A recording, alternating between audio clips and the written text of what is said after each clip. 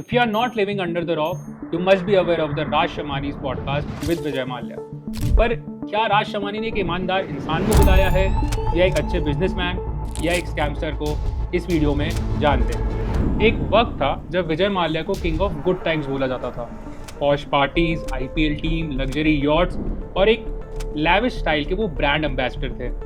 पर आज की तारीख में विजय माल्या एक इकोनॉमिक ऑफेंडर है जिसको इंडिया लाने के लिए गवर्नमेंट ने तक यूके के कोर्ट्स में दौड़ लगाई है। तो ऐसा क्या हुआ विजय माल्या के साथ? क्या हुआ उन 9,000 करोड़ का और कैसे एक बिलियनर बन गया स्कैमस्टर? नमस्ते दोस्तों, मैं नीरज चंदानी और आपका स्वागत है मेरे चैनल में। आज हम बात करेंगे विजय माल्या के बारे में। Mr. Mallya is out of the country. Liquor baron Vijay Mallya, who finds himself in a raging 9,000 crore loan default scam. Hi, I'm Vijay Mallya.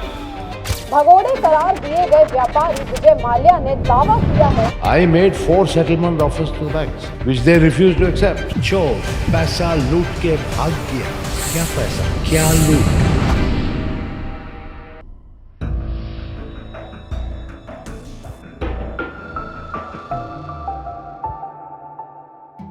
Vijay Mallya was born in 1955, जिन्होंने अपने फादर विट्ठल माल्या की लेगेसी को आगे बढ़ाया।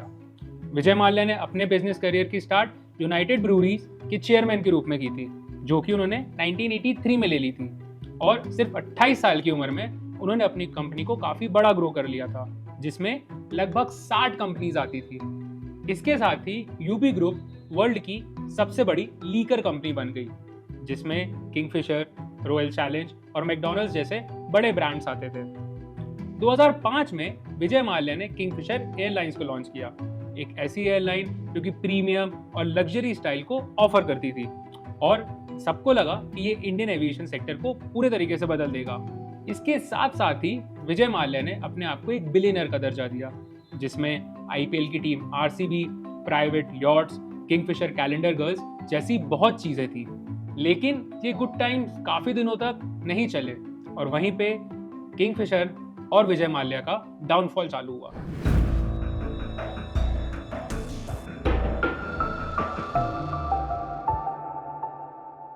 दो 2005 में जब किंगफिशर लॉन्च हुई थी तो काफी बड़ा नाम था, जिसमें कि विजय माल्या ने एक लैविश स्टाइल रिफ्लेक्ट करने की कोशिश की थी। 2008 में उनको लगा सबसे बड़ा झटका, जहां ग्लोबल रिसेशन के चलते फ्यूल प्राइसेस और ऑपरेशनल लॉसेस बढ़ने लगे और इसी तरीके से इसने किंगफिशर को पूरे तरीके से हिला दिया। जहां लग रहा था कि किंगफिशर कुछ प्रॉफिट बना सकती है, 2008 के इस झटके के बाद किंगफिशर के लॉसेस और बढ़ते गए और साथ ही साथ कंपनी ने अपने एम्प्लॉय को सैलरी देना भी डिले करना चालू कर दिया और 2012 में डीजीसीए ने इस एयरलाइन का लाइसेंस कैंसिल कर दिया।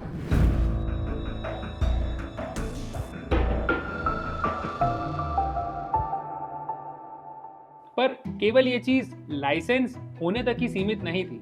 2015 में किंगफिशर एयरलाइंस को बचाने के लिए विजय माल्या हर बैंक की तरफ गए, जहां उन्होंने 17 बैंक से 9,000 करोड़ का लोन लिया।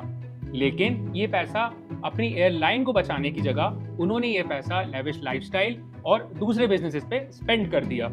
और जब फाइनली किंगफिशर बंद हो गई तो माल्या ने पैसा भी रिटर्न नहीं किया। बैंक्स के बार बार पूछने के बाद भी वो एक डिफॉल्ट बन के रह गए। बैंक्स ने जब रिकवरी स्टार्ट करी तो पता चला कि ये फाइनेंशियल डॉक्यूमेंट्स फेक थे। सीबीआई और ईडी ने भी फाइनली माल्या के ऊपर छापा मारा, जहां पे उन्हें उस स्कैम के बारे में पता चला। आईडीबीआई बैंक के ऑफिशियल्स भी काफी सारे पकड़े गए, जिन्होंने बिना कुछ डॉक्यूमेंट्स देखे विजय माल्या का 900 करोड़ का लोन अप्रूव कर दिया। किंगफिशर एयरलाइंस की कोलैप्स के बाद हजारों एम्प्लॉयज की सैलरी और नौकरी दोनों चली गई, जहां पे इतनी सारी नौकरी के साथ साथ न जाने कितने महीनों का पैसा भी उन्हें बैंक में नहीं आया था। और यहीं से विजय माल्या की क्रेडिबिलिटी पे सबसे बड़ा सवाल उठ गया।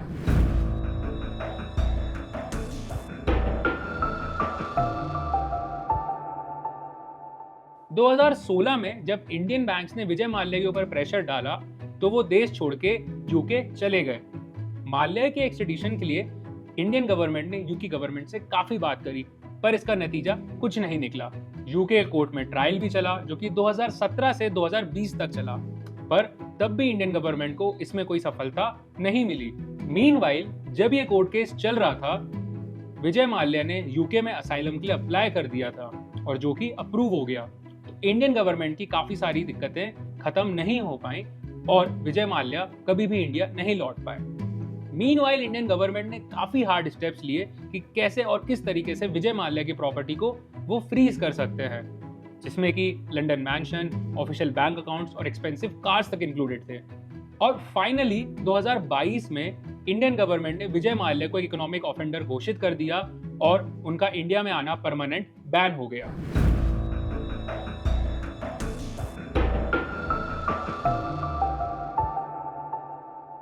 अब बात करते हैं विजय माल्या के पर्सपेक्टिव से।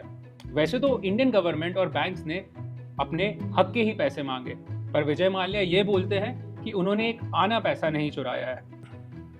First of all, let me clarify here, when you keep saying you borrowed, I never borrowed one naya paisa. Vijay Mallya has never borrowed a single rupee from anybody ever. It was Kingfisher Airlines, the running company, that borrowed. I was a guarantor. There's a big difference.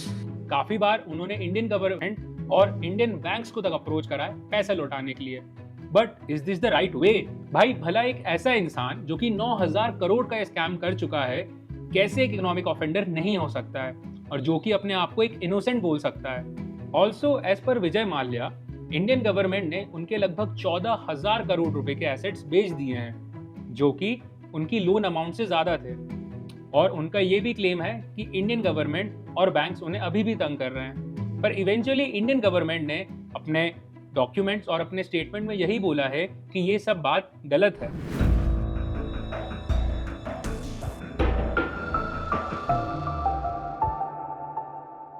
विजय माल्या आज भी Indian system और Indian daily life का एक part है, जिसमें कि उनका pop culture, lavish lifestyle काफी फेमस है।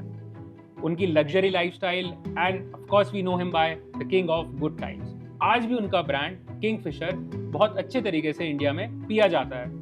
एक एयरलाइन और इतने बड़े कंपनी को लॉस में लाके, न जाने कितने करोड़ का स्कैम करके और न जाने कितनी जॉब्स लूजेस करवा के, क्या अभी भी Vijay Mallya king of good times हैं क्या? आज भी इंडियन गवर्नमेंट ट्राई कर रही है कि कैसे विजय माल्या को हम इंडिया ला सकते हैं, पर उनके सारे स्टेप्स अनसक्सेसफुल रहे हैं। तो गाइज, आप क्या मानते हैं कि विजय माल्या एक स्कैमस्टर है या एक ईमानदार आदमी है जिसको इंडियन गवर्नमेंट फंसाने की कोशिश कर रही है? और क्या विजय माल्या का स्कैम देख के फ्यूचर में भी ऐसे स्कैम करे जा सकते हैं जहां पे कोई इंसान इंडियन बैंक्स का करोड़ों का पैसा लेके चले जाए? Do let me know in the comments and follow Neeraj Chandnani for more such videos.